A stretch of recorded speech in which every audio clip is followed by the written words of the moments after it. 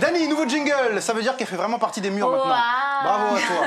Le saviez-vous, toutes les semaines on apprend des petites choses avec toi Dani, et donc aujourd'hui tu voulais nous parler des produits éclaircissants, et non, ce ne sont pas les Africains qui s'en servent le plus. Non, pas du tout, c'est exactement ça Rémi, les Africains ce ne sont pas eux, ce sont les Asiatiques. Alors vous allez me dire oui, les Asiatiques et les Indiens aussi sont noirs, mais on ne parle pas des Indiens ici parce que la palme d'or revient aux Japonaises qui utilisent jusqu'à 16 produits au quotidien, et pour la grande majorité de ces produits, il y a des propriétés éclaircissantes. Donc vous allez me demander, oui, pourquoi ce culte de la beauté blanche, de la peau blanche chez les Asiatiques? Parce que bon, qu'on se le dise, elles ne sont pas noires, loin de là. De base, oui.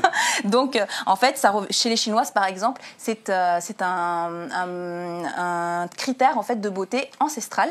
Donc on a tendance à voir dans les poésies traditionnelles chinoises des expressions de type la peau transparente comme la glace. Oui, ça c'est pour traduire d'une héroïne par exemple. Et au Japon, c'est le modèle idéal de la geisha qui reste très ancré dans la mémoire collective. C'est beau, voilà, wow. vous reconnaissez là la geisha. Mais tu sais que jusqu'au 19e siècle en France, les gens se poudraient énormément avec le culte de cette blancheur. C'était très toxique. Et là aussi, c'était toxique au départ, mais aujourd'hui, ça allait beaucoup moins parce qu'ils utilisent de la poudre de riz en fait pour se palper un petit peu le corps et voilà, donner cet aspect-là. Mais quoi qu'il en soit, de manière générale, que ce soit en Inde, que ce soit en Corée, que ce soit en Indonésie ou ailleurs en Asie, le teint clair est synonyme d'un certain niveau social, comme en Afrique d'ailleurs, c'est ce qu'on dit. Oui, parce qu'une femme noircie, ou ici en l'occurrence jaunie, parce que bon, ce sont des Asiatiques, c'est une femme travailleuse, une femme paysanne, donc une femme qui n'a rien à voir avec la classe, l'élégance, la richesse. C'est pas une princesse, quoi. On va dire les choses.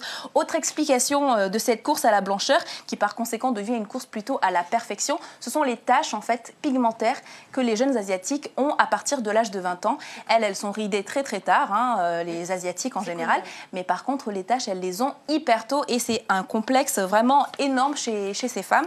Donc avec le développement du pouvoir d'achat et du marché asiatique, toutes les grandes marques, dont une célèbrement connue pour son comment on appelle ça, son produit. Non, pour éclaircir la peau. Pour éclaircir, non pas forcément pour éclaircir. Quand je vous dis, vous le valez bien. Vous me répondez, oui. mais on va rien dire, on va rien dire parce que télévision oblige. Voilà, donc cette marque-là, par exemple, elle commercialise beaucoup de produits qui concernent les Asiatiques. Ce sont des produits, des gammes éclaircissantes qu'on appelle whitening ou lightening. Donc whitening pour blanchissante et lightening pour éclaircissante. Et ces gammes-là, ce sont des gammes spécialement conçues pour les Asiatiques. Moi, en tout cas, ce que j'ai à dire, c'est qu'il faut vraiment s'accepter comme on est. Mais bon, très souvent, quand je dis